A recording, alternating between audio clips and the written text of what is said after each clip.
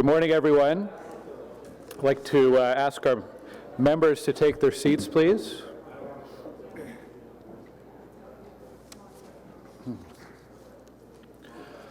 Welcome to our Built Heritage Subcommittee meeting for October 21st. We have regrets today from Vice Chair Quinn and Member Conforti. Are there any declarations of interest this morning? I'm seeing none. Confirmation of minutes. Are the minutes for the meeting of Tuesday, September 10th confirmed? Confirmed. Confirmed. Thank you. Okay, we'll go right into the agenda items. The first is, I want to remind that if anyone has a desire to speak today or make a presentation on any of the items in the agenda, you can sign up at the sheet at the front of the room. The first item on the agenda is heritage designation bylaw amendments. There's some legal description updates. We do not have a presentation on this. Any questions from committee members on this report? If not, can we carry that one? All right, that one is carried. Second item is application for demolition and new construction at 73-77 Geeks Avenue, a property designated under Part 5 of the Ontario Heritage Act and located in the Lower Town West Heritage Conservation District. And we have staff here to give a quick overview of this report. I'll hand it over to you. Thank you, Mr. Chair. Good morning, everybody. The application before the committee today is an application for demolition and new construction in the Lower Town West Heritage Conservation District. The application is also subject to a zoning bylaw amendment, which will be considered by Planning Committee concurrently with this report on October the 24th. So as I said, the property is located in the Lower Town West Heritage Conservation District at the corner of Geeks and Perron. The HCD was designated in 1995 for its importance as the oldest residential neighborhood in Ottawa.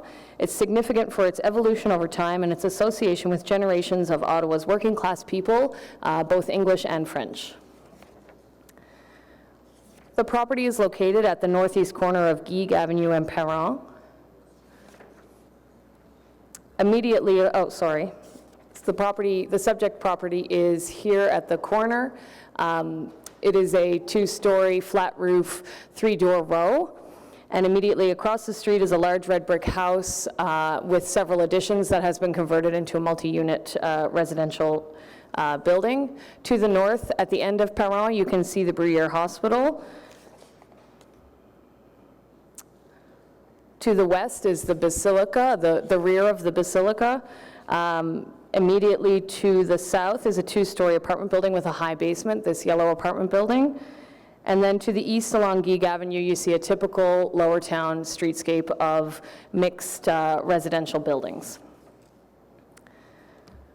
There are two existing buildings on the site, a two-story flat roof, three-door row constructed circa 1872, and a detached garage, which you see in the third photo here.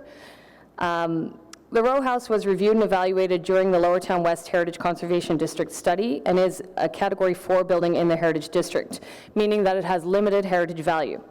Despite its age, the building has been heavily altered over time and retains little of its original character.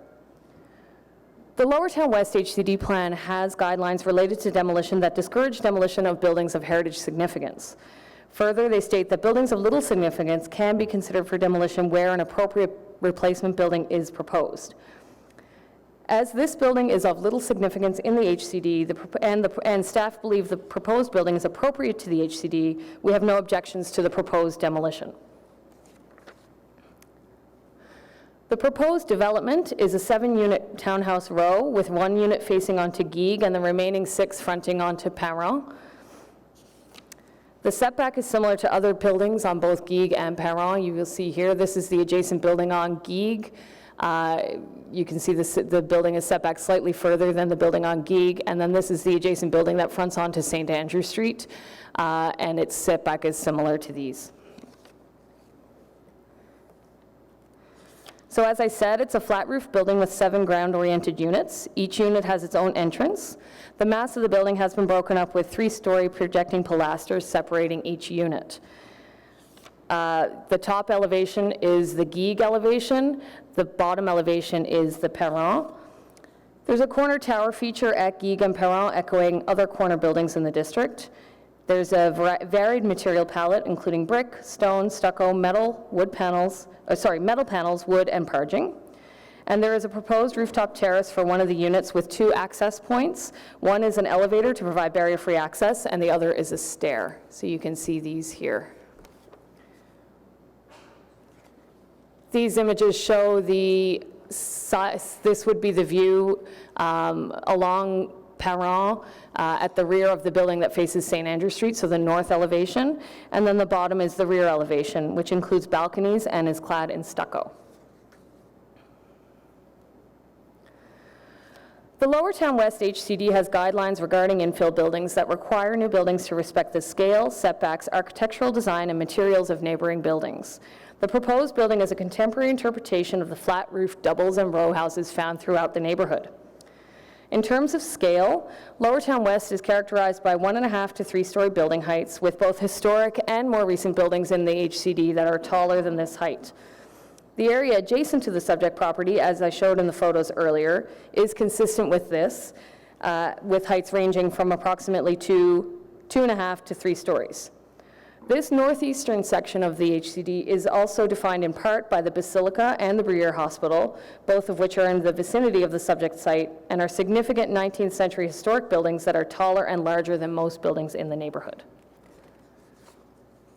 From a scale perspective, at 3 stories with the rooftop projection, the scale of this building is appropriate to the immediate neighborhood and to the HCD as a whole. As I mentioned earlier, the Lower Town West HCD has streetscape guidelines regarding infill that require that the front yard setback be established by neighboring historic buildings. The proposed building respects the setback of the neighboring buildings at 79 Guigues and 72 St. Andrew Street. It is set slightly further back than its neighbors and includes a landscape yard on both Guigues and Perron. This view just shows you another view looking west along Guigues. The HCD also requires that infill buildings respect the architectural design and materials of neighboring buildings. The HCD study notes that the architectural character of Lower Town consists of a rich collection of buildings and streetscapes that are heterogeneous as opposed to homogeneous. The richness of the heritage character of the HCD is derived from the variety of buildings, the variety of scale, the variety of form, and the variety of materials. Overall, staff believe that the proposed building fits well with the overall architectural variety of the HCD. Its form and massing reflect the vernacular flat-roofed row houses found throughout the HCD, and it incorporates design elements that are clearly inspired by nearby buildings, including porches, the corner element, and the cornice.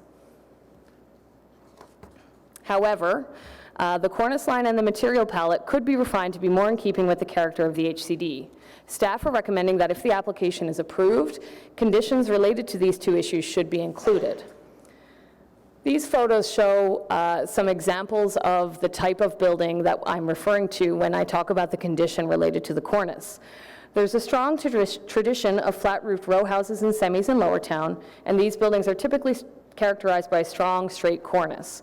Staff believe that refining the cornice line along the Perron elevation would make the proposed building more compatible with the HCD. This is also a comment that was received from the Lower Town Community Association.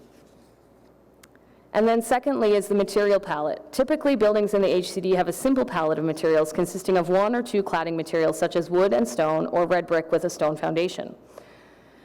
The proposed building includes red brick, gray stone veneer, stucco in 2 colors, metal panels, and wood accents. Staff believe that the material palette should be refined and simplified to better reflect the character of the neighborhood. In conclusion, since the proposed demolition and new construction in the Lower Town West HCD is appropriate, as the existing building has limited heritage value and the proposed building meets the guidelines for the Lower Town West HCD and the standards and guidelines for the conservation of historic places in Canada, subject to the conditions approved in the report, proposed in the report, staff recommend approval of this application subject to the conditions which the applicant has confirmed that they are in agreement with. Happy to answer any questions the committee might have.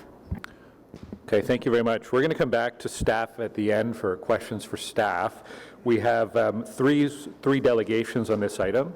I want to invite David Fleming from Heritage Ottawa up first.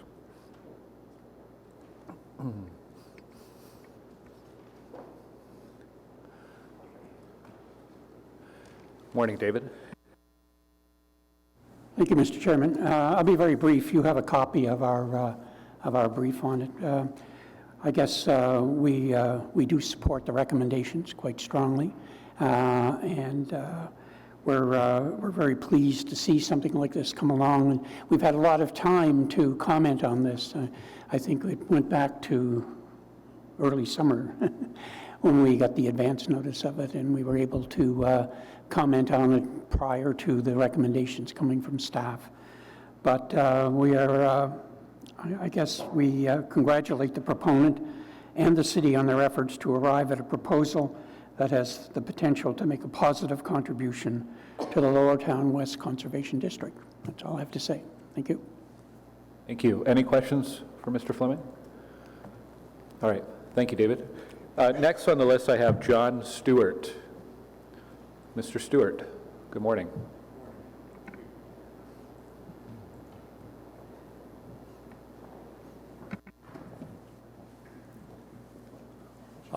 With Murray Chown as well. Murray Chown. So you're presenting together or commenting together? Okay, thank you. So, Mr. Chairman, if I may first just provide some introductory comments. We're here obviously on behalf of the applicant and strongly support the recommendations that are before you from staff.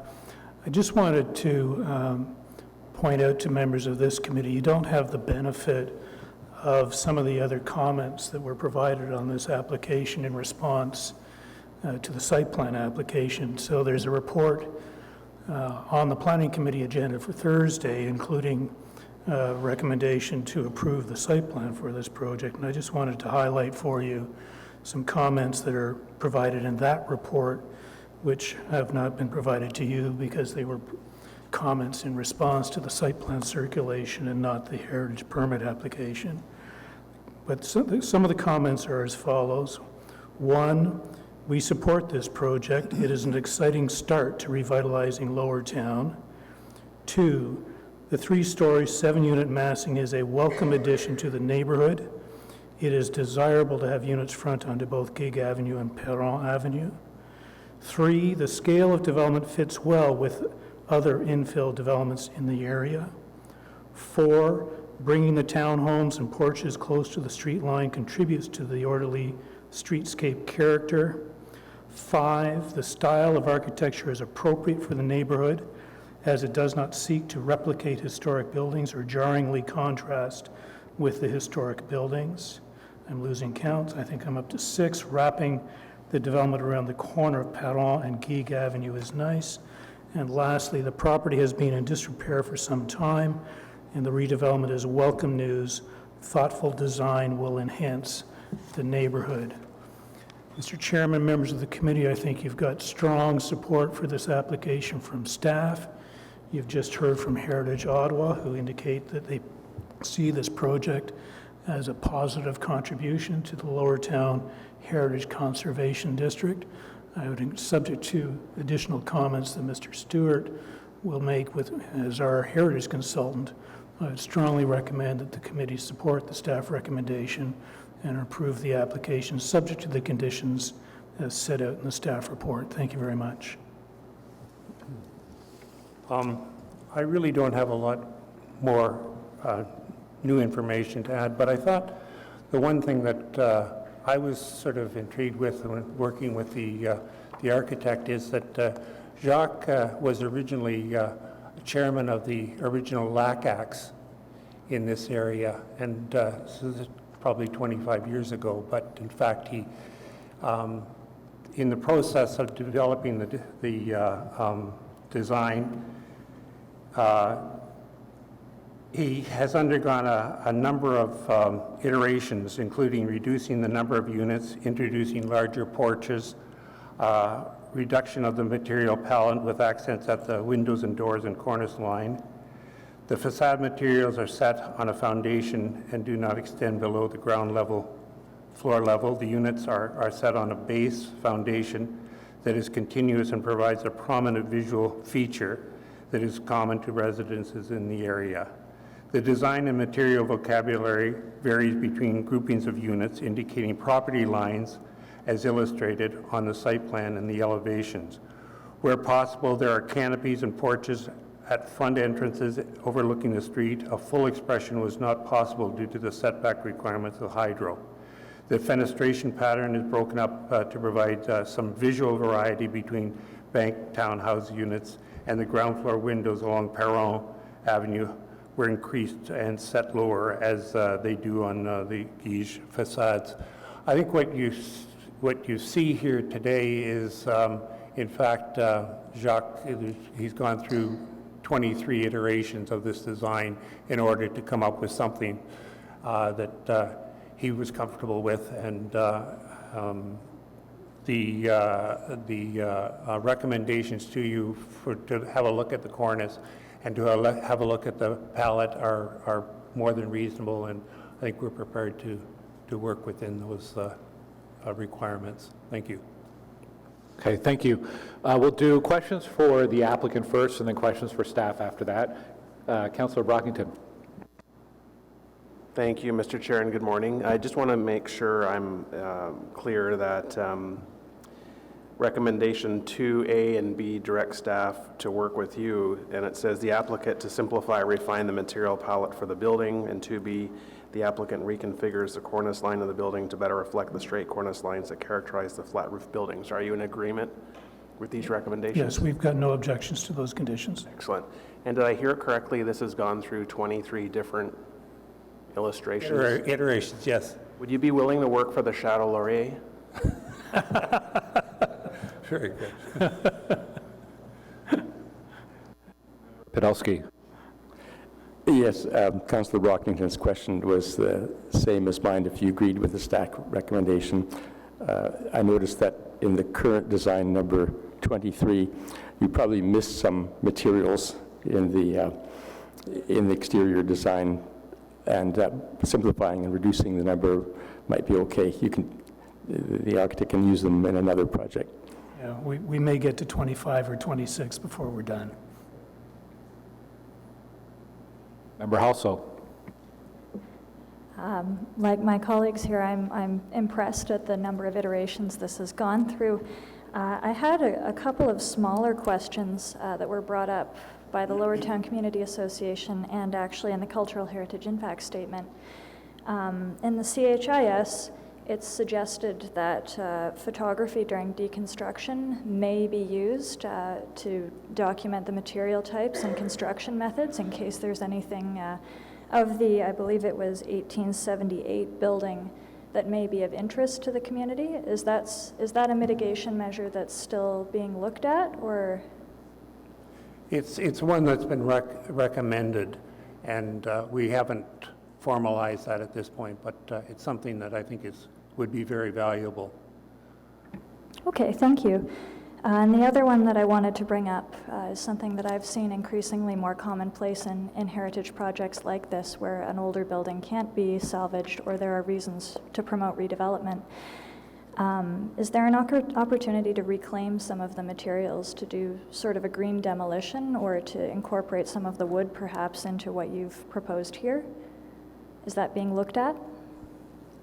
At this point, no. I think part and parcel with having a look at the building before it's demolished. I mean, potentially there are elements that could be incorporated, but it's at this stage the answer is no.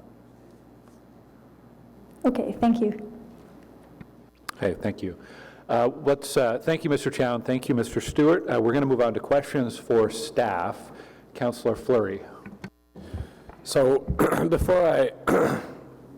sorry about that. Before I share questions to staff, I just want to inform committee as to where I'm at and what I've heard from my community relating to this application. So obviously, generally, everyone's very happy to see the site being activated and the improvements. We did get very positive comments relating to the fact that there was no garages specifically. You're in the heart of the Byron. You're right on the edge of the Byron Market, very accessible to fresh food, and you're so close to the LRT. So people are favorable to that. At the same time, there's two issues that arose from that. if garages were provided, the appropriate garbage and recycling locations would be in place. Because there is no such locations, I will be going to Planning Committee on Thursday to try and bring more certainty to the site plan relating to recycling and garbage locations. And that's often a disconnect I find with the planning department, is that they don't use a fullness of their authority, and then we spend $300 every 311 call to send bylaw to try to resolve the issues afterwards. So I'll try to work with the applicant, and if not, bring a motion on Thursday specifically for location of garbages so that it's not an issue into the community. But specifically for your authority today, my concern has been relating to the projections. So as you've seen, there is a proposed rooftop patio on the north side. It's on the screen now, on the north side of the property. I don't believe it to be typical of the neighborhood. When I asked planning staff specifically, they said that the other projection that's nearby is the Bruyère Hospital in a very different use, in an institutional use. So I continue to be worried about the projection and what that would mean in terms of the Heritage Conservation District. So I would, with your indulgence, Mr. Chair, ask staff to comment on that. And following their comment, I would likely move that as part of their review of the HCDs in Ward 12, that they look at the impact of projections. Because right now in our HCD, there's no such language. And I do think that it needs to be looked more fulsomely. There's nothing that stops it for us now, and the applicant does not appear to be open to reconsidering those projections, and planning staff don't have anything to that would prevent it. So want to hear from staff specifically for that, for the record, and then would move that as part of the HCDs, the reviews of both the Byward one and the Lower Town one, that we consider the impact of adding such element to the HCDs. All right, would staff like to comment on that? Through you, Mr. Chair, we did consider the impact of the rooftop projection as part of this application. Not specifically it as a rooftop projection, but the sort of cumulative impact of the additional height on the district. And in looking at the district, one, there are no guidelines within the district plan that prevent this, but two, the character of Lowertown, as I mentioned, is very mixed, very varied in terms of heights and scale and uses, and the way in which rear yards were used and rooftops were used. And so in our opinion, at this stage, there is no negative impact of these proposed rooftop projections on the character and the heritage value of the Lowertown West HCD. That being said, we recognize the councillors' concerns, and we would be happy to consider this going forward as we study and review the Lowertown West Heritage Conservation District plan in the next couple of years. Okay, so then staff would accept this direction to consider projections as part of any of the future Ward 12 Heritage District reviews. Does that satisfy what you're looking for, Councillor? Okay, good, thank you. Councillor Moffat. Is that something we look at elsewhere? Like, is it, we have a number of heritage conservation districts. Are projections a concern elsewhere? Through you, Mr. Chair, yes, they are. We have specific guidelines related to them in the Rockcliffe Park Heritage Conservation District plan, their new plan.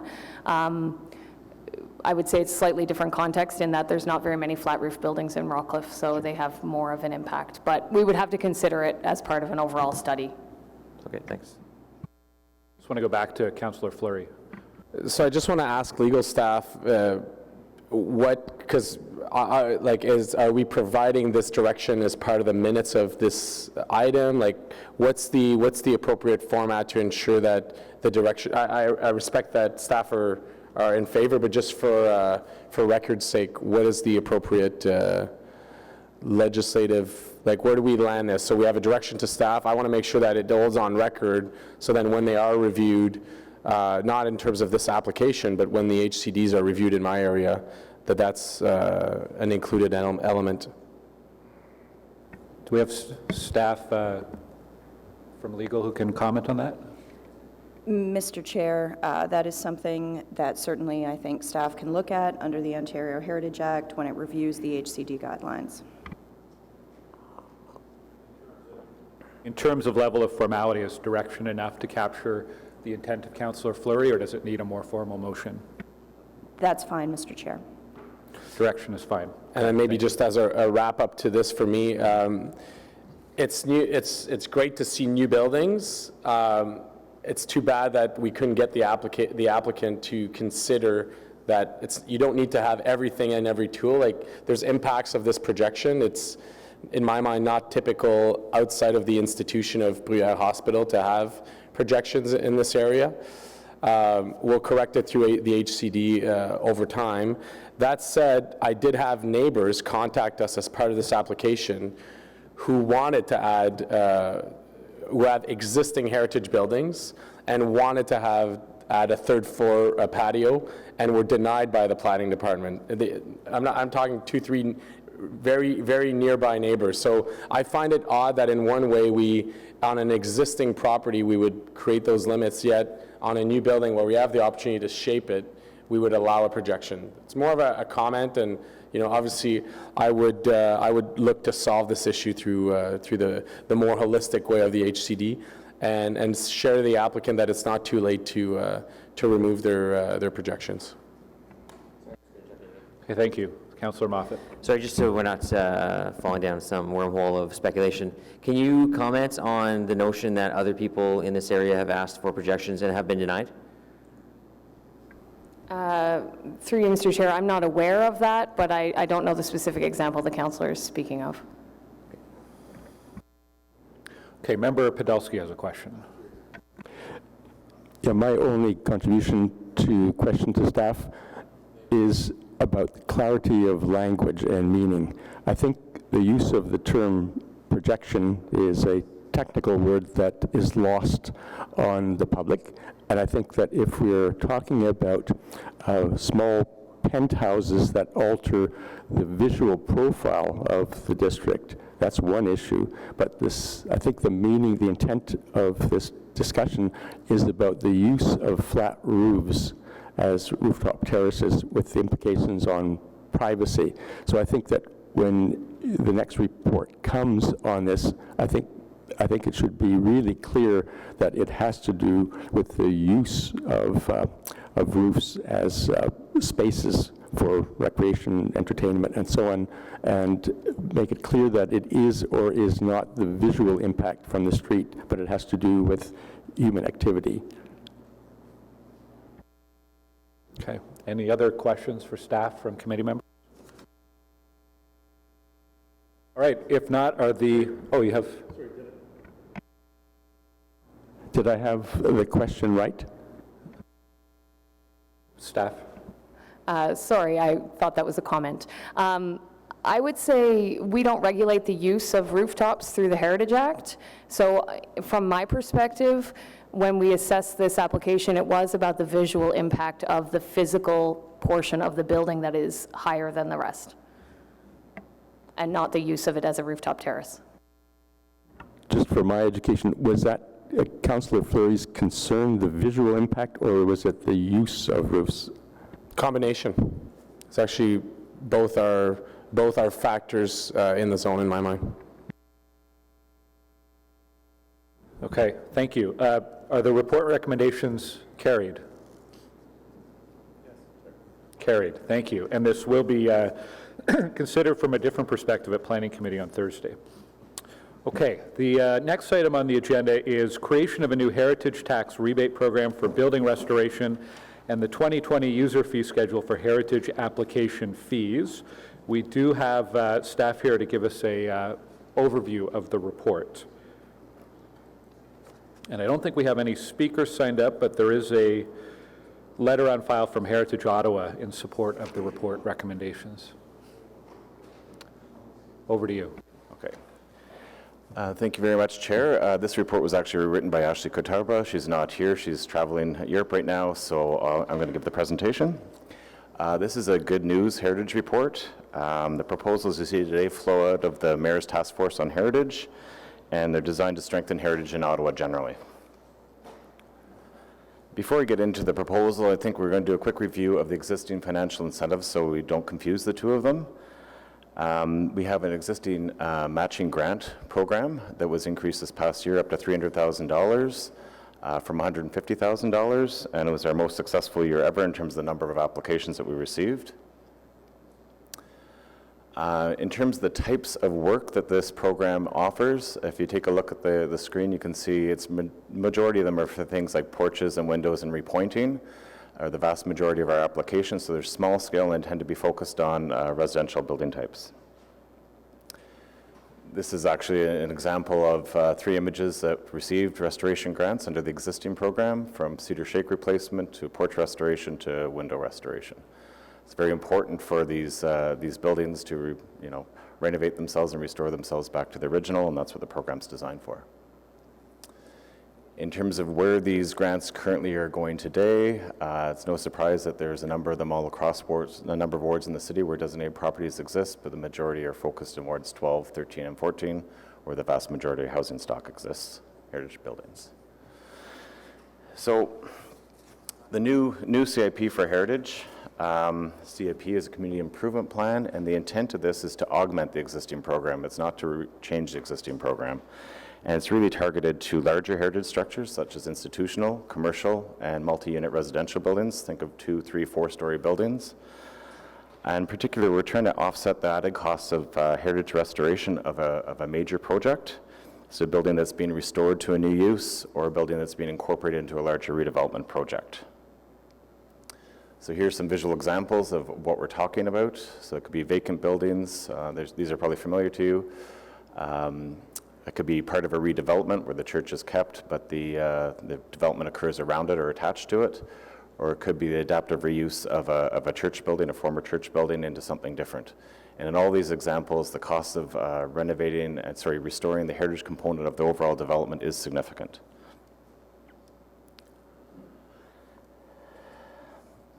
So the proposal is to create a community improvement plan under the Planning Act to apply to heritage buildings. This type of plan is well known to the city.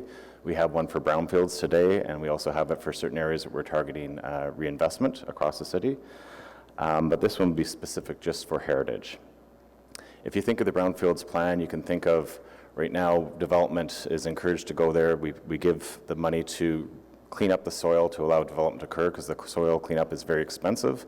So the same analogy for heritage is that to restore a heritage structure is very expensive, and we're hoping that this incentive program will help offset some of those costs, and as a result will encourage proponents to more easily retain the building through their redevelopment scenarios. The thinking behind this is fairly simple, and it's based on a project, once complete, being reassessed at a higher assessed value. And where taxes that were existing before are now substantially increased because of the redevelopment, the overall development that's occurred. And so some of those costs can be captured and put back into the heritage. I'm going to get to an example in a couple of seconds. The program's intended to be limited to $500,000 per year, and also any individual project can't exceed $500,000. We've run this by a number of heritage professionals within the city, also the Mayor's Task Force and the ministry, and we're getting positive results. Some proponents and some individuals would prefer a municipal tax break over a program like this, but it's fair to say that this was received with positive feedback. So here's that example I'm talking about. It's a lot of numbers before you, but perhaps this is actually really a legitimate priced example from a heritage architect. And so in this case, it's when a vacant building is being restored and expanded to, and the cost of the overall project is $16 million. The heritage component is $1.8 million, so there's a lot of money that's put into that. So under this program, they'd be eligible for $500 million in rebate. And the way it works is, if you take a look at the slide, the orange line at the bottom is really the taxes paid by that current vacant underutilized building right now, about $15,000 a year. And the line at the top is really what the new taxes would be once it's restored and occupied and built. So it's kind of I'm not sure if you can see here. So it's this chunk of area here that helps to fund this program. So it's to use some of that increase in taxes and put it towards this program for a grant. Okay. So I can answer questions on that in a sec. So the other aspect of today's report is an increase in a creation of some heritage fees. And so part of this report, we're looking to establish fees for certain types of heritage applications, not all. Demolition of a designated building, new construction for certain types of buildings, as well as additions for certain types of buildings. The fees would be $10,000, $5,000, and $2,000 respectively. It's important to note that no fees would actually be required for the vast majority of our applications. So everything that goes under delegated approval would continue to be a no fee application process. And also many of the houses created new HCDs, if they're a small scale and they're pretty straightforward, there'd be no fees for that as well. And the intent behind this fees is to try to get some cost recovery for the amount of time staff puts into these projects. It's also due to new procedures and new staff time anticipated for Bill 108 requirements. What we want to do with these fees is to actually fund a new FTE. So a new heritage planner would be funded out of these fees directly. So it's not like the fees go into the greater city coffers, it goes specifically to the heritage program, and that's the intent.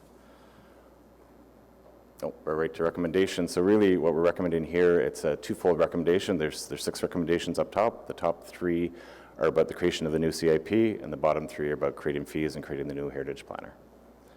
And with that, I'm happy to answer any questions. Okay, thank you. We'll take questions now for staff. I know Councillor McKenney has some questions to start.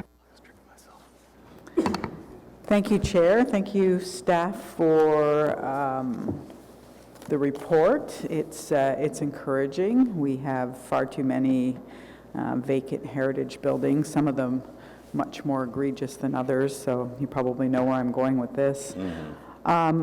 Just before I get to what I think is the most egregious, the heritage, I just want to confirm, so when you say this augments the heritage grant program for building restoration, the $25,000 max, it means you can add on to that, so you could apply for both, is that correct? No, they're actually separate programs, and they're targeted to separate types of buildings. Okay. So the grant program is the grant program for minor restoration projects. The proposed CIP program is for major change on larger scale buildings. Okay, okay. And obviously, the empty building that, well, there's probably about 3 or 4 that are really stand out in the city and are actually quite an embarrassment, really, for the entire city.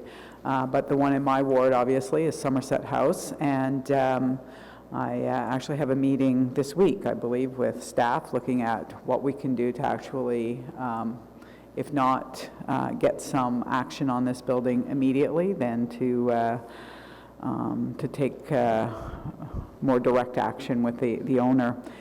When you were considering this plan, did you talk to any of the owners? Did you have a conversation, say, with the owner of Somerset House? Do you know if this is something that would compel the owner to fix up? I mean, he would actually, this Somerset House would fall into all 3, I believe, vacant building. There would have to probably be further development to it. An adaptive reuse. I doubt it's going to go back to being a hotel. So do you know, like, do you have any indication that the owners of the real eyesores, such as Somerset House, would be interested in this? Through you, Mr. Chair. We did not have a specific conversation with the owner of Somerset House, so I can't speak for that. Certainly that development scenario would qualify for the CIP if it was in effect. But whether it makes a difference for him to save and restore, that's a personal question that I can't answer.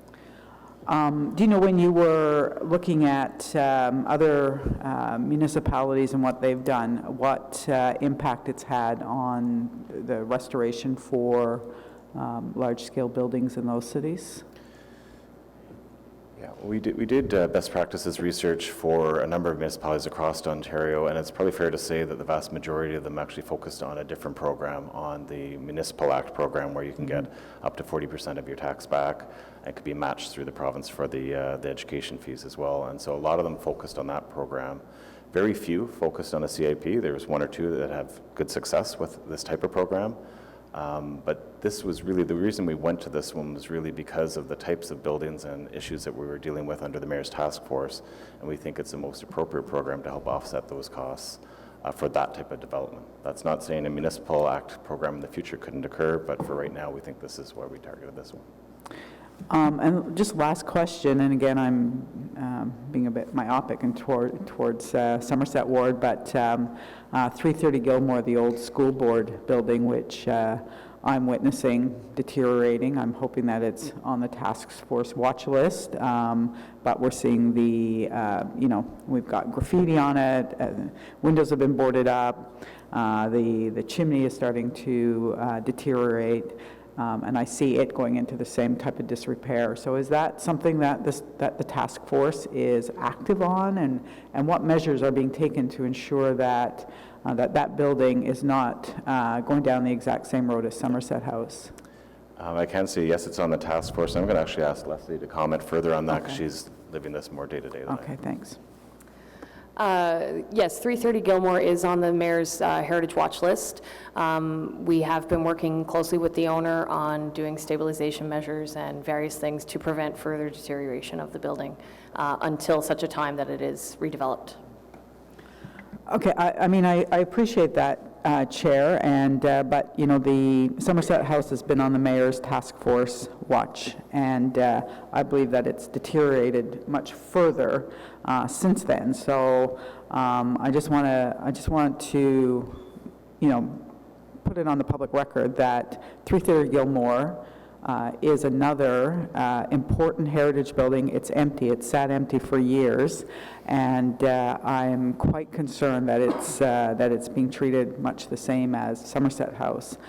So I would like to get some assurance that that's not the case. That it is fully winterized. That the bricks are not deteriorating the way they are for Somerset House. We know that the owner is trying to argue that the bricks can't even be replaced, which I don't believe, but I know that it has, we've had to take down a half a wall since it's been on the task force. So I'm quite concerned about 330 Gilmore and it going in the same direction if Ashcroft doesn't move on it sometime soon. Thank you.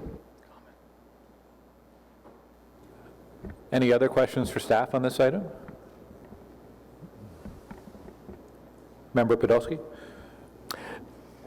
Yes, I obviously very much welcome the Community Improvement Plan program and the granting that will be involved in that. I think it's been a long time coming, and it's very gratifying to find it here at the floor of the Built Heritage Subcommittee today.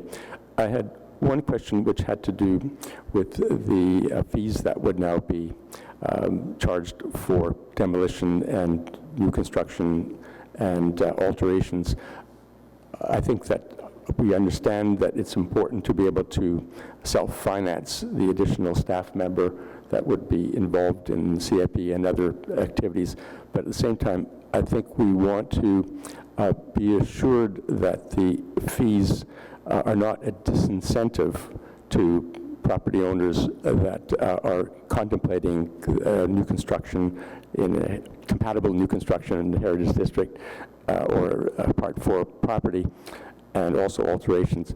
And so my request would be that you provide any periodic reviews to this committee reporting on whether or not the new fees have become a disincentive to potential property owners that are going to restore or add to their buildings in Part 4, Part 5 districts. I think that's quite important to do. And the periodic review, I think, generally leave it up to you, but I think we want to make sure that the fees aren't counterproductive. Thank you. Do you want to comment on that? Sure, that's a very fair comment, and we were going to track all applications and all fees from that perspective. Okay. Any other questions from committee members? I had a couple of questions. One was this, if I'm reading this correctly, this will not have an impact on 2020 budget for the city. This wouldn't kick in until the following year, likely. Is that right? Yeah, that's correct. The way the program would work is that it would be established in January, basically, and then budgets don't get required until such time as an application's been submitted, the development actually takes place and is reassessed. So it could be 2 years to construct and renovate a building, so it would be at minimum 2 years, possibly 3 years from January. Okay. And can you just give us a bit of an overview of the process? So there'll be some kind of application process where property owners can send in a request to be eligible. I assume there's some delegated authority to staff here where you're looking at and doing a review. Once you've decided which projects make the cut, what happens next? Does this committee review it? Is it another committee of the city? Or how does that process happen? Yeah, it has to come back up for council approval through the committee structure. Okay. For each individual application. Would it come through Yes. Built Heritage for that? Okay.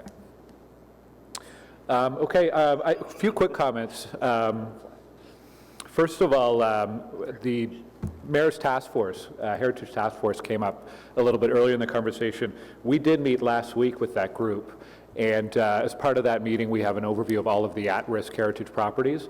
And I think, from quarter to quarter, as we have that meeting, usually things are moving from high risk to medium risk, and things are moving from medium risk to low risk, and there's always 1 or 2 properties that come off of that list. So we're going in the right direction, but there are a number of big problem buildings, larger problems that just seem to linger on that list. And I hope that a program like this gives us more options to incentivize the property owners. I know we're getting more aggressive in the enforcement and using the limited tools we have to enforce the bylaws and enforce the powers that we have under the Heritage Act, but this is another incentive that we can offer as well, and I hope that we see more of the at-risk buildings move off. I was also glad to see that under the criteria that you're using, you've called out specifically housing and housing affordability. I think it's an important criteria. If we're looking at a serious issue in our city around housing, if there's projects that can help can make that contribution as a public good, I think that's a positive as well.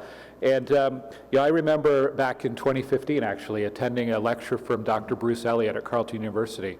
Heritage Ottawa hosted it, and he was giving us an overview of different programs of municipalities across the country and what they're doing to incentivize heritage property owners. And at that time, Ottawa was clearly in the back part of that pack.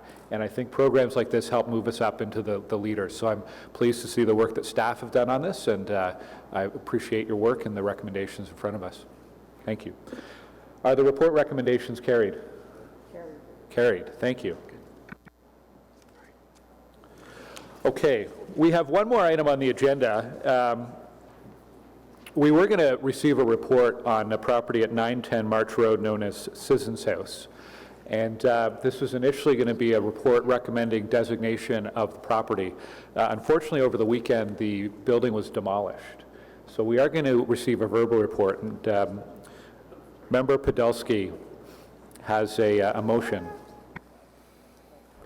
Thank you. I'm pleased to move that be it resolved that the Built Heritage Subcommittee suspend the rules of procedure to receive an oral update from staff with respect to the Scissors House, 910 March Road, and to dispense with the requirements for staff to provide any further written report on this update so that the committee may receive timely information on this matter.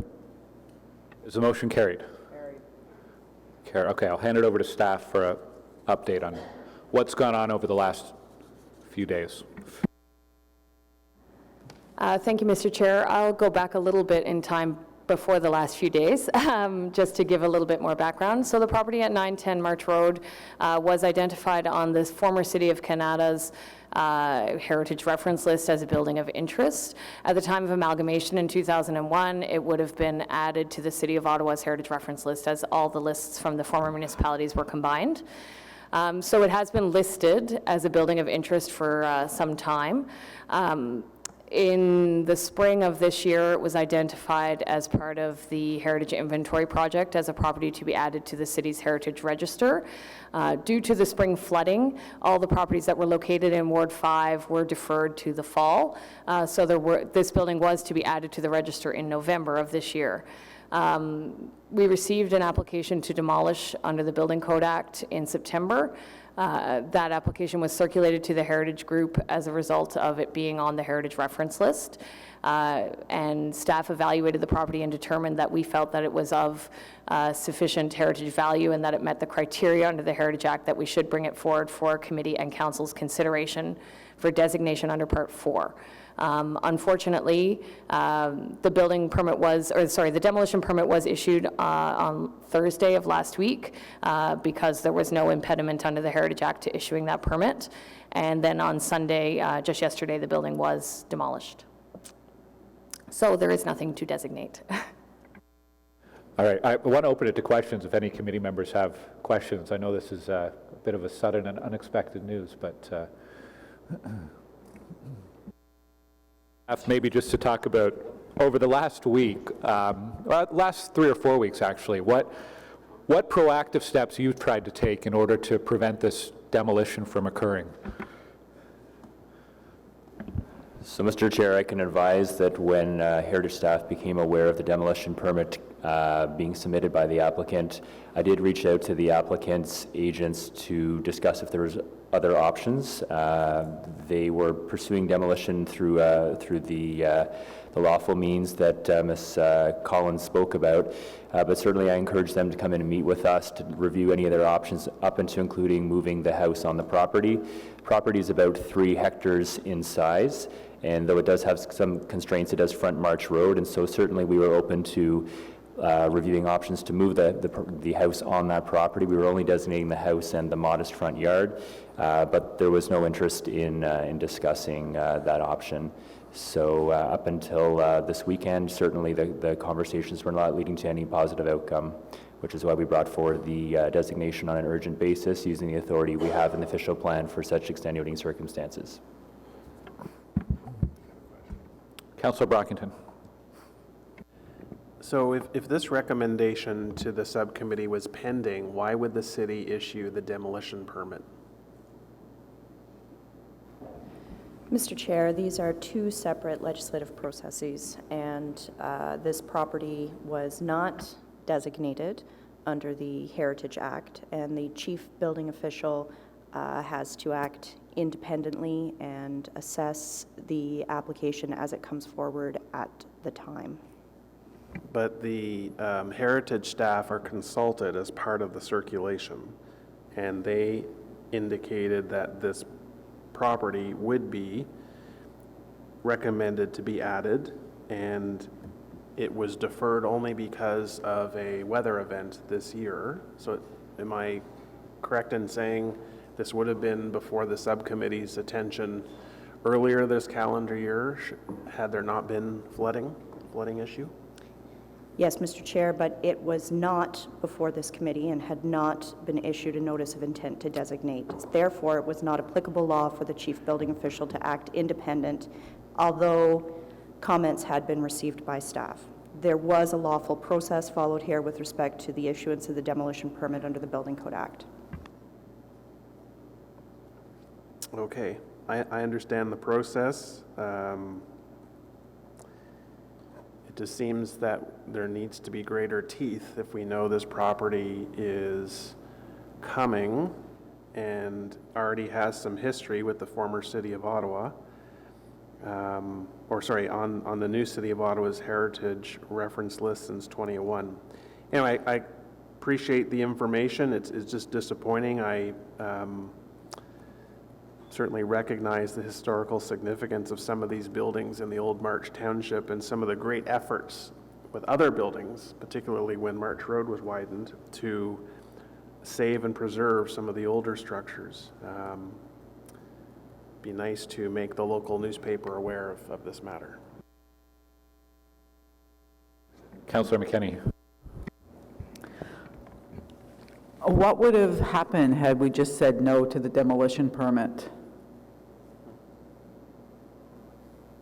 Mr. Chair, if the council had issued with respect to the Heritage Act process today, or if the chief building official had said no? If the chief building official just said no, I have to think about it. Mr. Chair, the chief building official has to issue an application that's been applied for if it meets all of the criteria under the Building Code Act, or the city is then exposed to a challenge under that piece of legislation.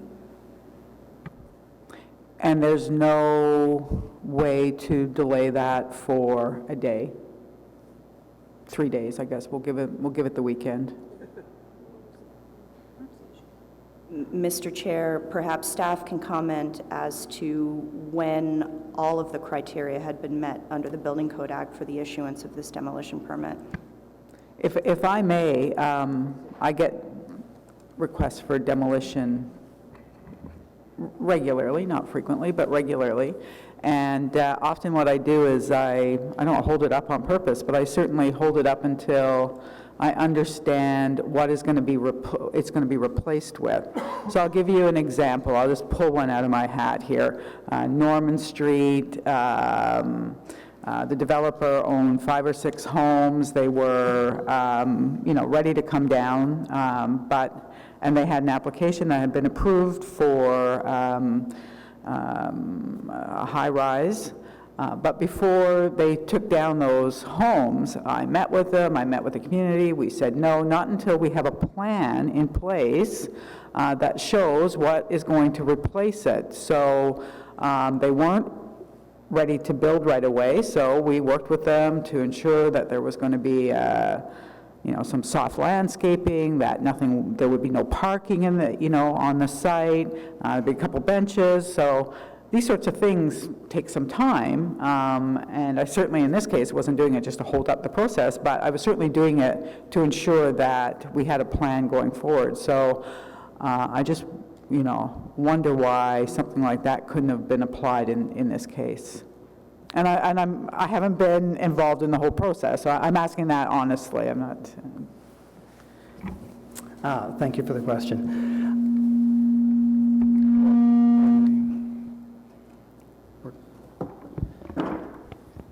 Let me try this again. As it's already been noted, there's no opportunity or no ability for the chief building official to withhold the issuance of the permit unless the technical requirements of the Ontario Building Code are met and all applicable law. There are actually 7 criteria there in play. But having said that, with respect to applicable law, the example that you've provided brings up another applicable law, and that is demolition control. So in that case, the application was not in a position to issue because of demolition control. In the case in question at this moment, the only legislation that's applicable would be, under applicable law, would be the Heritage Act. So no other opportunity And yet we couldn't save it because it didn't have designation. It just, anyway, I'm flabbergasted that this happened. I think that, obviously it was done purposely, and it does show you the need for at least a registry. So I take it that this property was not on a registry anywhere. It didn't have that 6-month wait time applied to it. So it does show the need for a heritage registry for buildings that are, could in the future be designated or are of some, historical heritage interest. So it really is. I actually know the house well. I actually used to live out that way. I worked for the councillor out in that area many, many years ago. So it's really quite a sad day for heritage here in the city. Member Halsall. Yes, I just wanted some clarification on the timeline for residents who file demolition permits, applications for them, that is. My own understanding is that, there is always the goal to get them within, I believe it's 10 days, but there's often, or sometimes, delays that can push it back 3 weeks or more.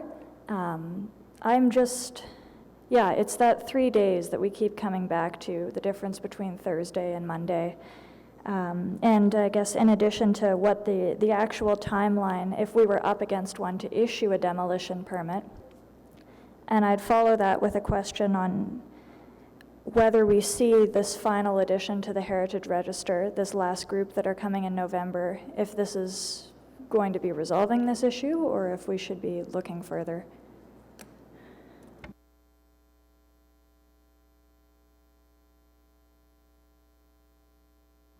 My apologies, I was just seeking clarification on the matter.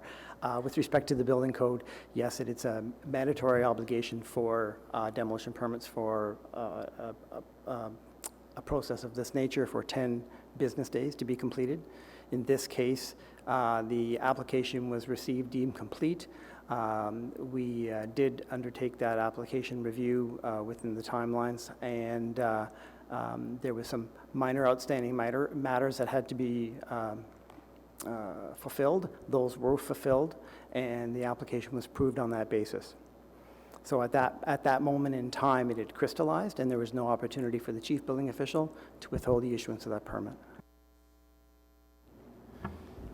And Chair, I'll follow up on the Heritage Register question. Certainly, as you can appreciate, this isn't a positive for any party in the situation, not for the owner, not for you, not for city staff. So yes, I firmly believe, as Councillor McKenney said, when we have the Heritage Register complete as a register ever is at the end of this year, that will help us avoid a situation such as this again, because we will have that 60-day cooling off period that we can reach out and sit down with an owner and hopefully explore options, and if required, bring forward designation in a more orderly fashion.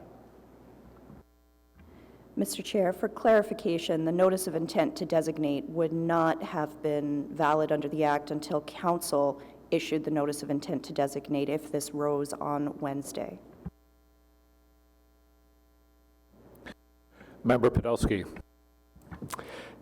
Yes, I mean, it's a very sad state given that we've had a heritage program in Ottawa since the mid-1970s, and this threat of being able to exploit the loopholes in the city's system has certainly shown that we are still vulnerable to that when we have a property that staff was bringing forward for designation. I have two questions. One relates to the intention to designate. Was there a letter that was sent by staff to the property owners that indicated the intention to designate? Now, I'm not talking about the council intent, but staff intent. Chair, I can advise that on Friday, when this report came live, I did reach out to the owner's agent, Mr. Pollowin, Michael Pollowin, to advise that we were pursuing designation, that the report was live. I subsequently sent an email Friday night as well, looking to further conversations that I'd had earlier in the week with Mr. Pollowin about exploring other options, up into including moving the property on the site, and my correspondence was not acknowledged. Just a follow-up question.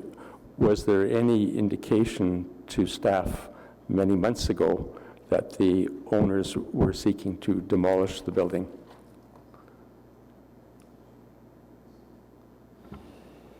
Chair, as this property, as Ms. Collins said, was slated to be added to the Heritage Register or brought before Council for consideration, the owner did receive 3 pieces of correspondence this year from city staff advising that it was to be put on the register in the spring, that it was not going to be put on the register as the Ward 5 properties were deferred, and the 3rd piece was a recent correspondence advising that it was to come forward this fall.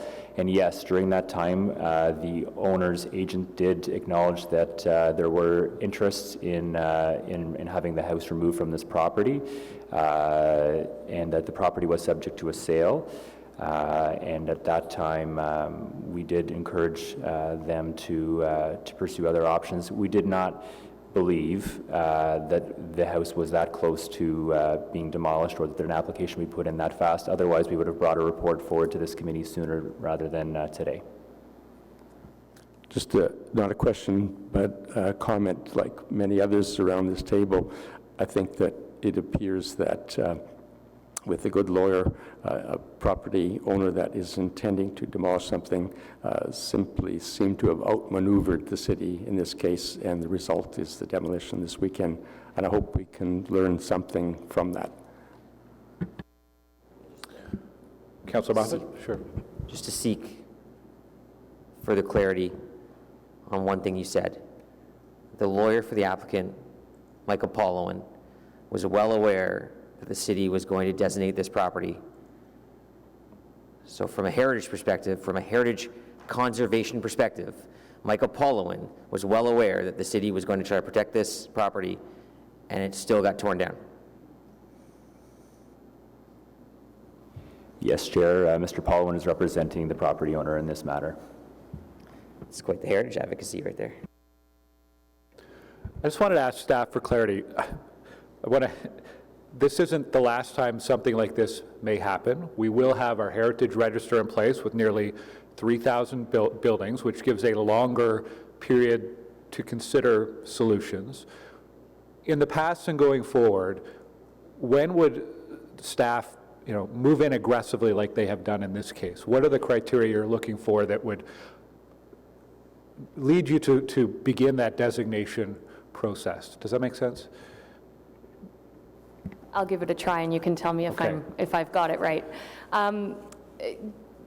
If a building is, in the past, when a building's been on the heritage reference list, there's only been one instance in the last, say, 15 years where we have brought forward a similar report, and that was in 2013 when a building there was a demolition permit applied for.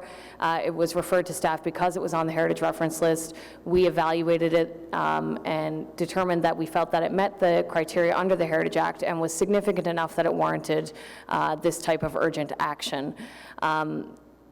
Because it met the criteria under the Heritage Act. That building was ultimately designated, and we worked with the property owner to incorporate it into a plan of subdivision. Going forward, we will have additional time. Anytime we receive an application, or sorry, a notification of demolition under the register, we have that 60 days. And during that 60 days, the goal is, one, to work with the property owner to negotiate a solution that is good for everybody and protects the heritage value of the building. And two, if that doesn't work, we do always have the option of bringing something forward on an urgent basis if it meets the criteria for designation. I hope that answers the question. Thank you, yes. Are there any other questions from our committee members? I mean, this really came down to, over the last few days, a race against time. Had this committee decided to designate this building or recommend designation, it would have gone to City Council on Wednesday, and then there would have been a bylaw in effect as of Thursday. As a race against time, and we lost.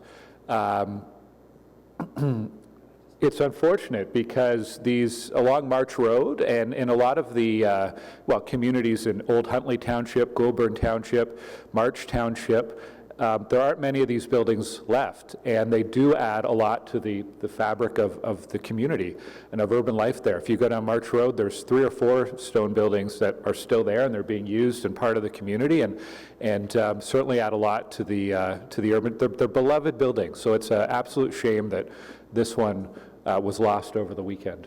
I want to thank you to staff for the efforts that you did take in order to save this building. It's unfortunate in this case there wasn't a willing property owner who was willing to take a little bit of time and explore solutions.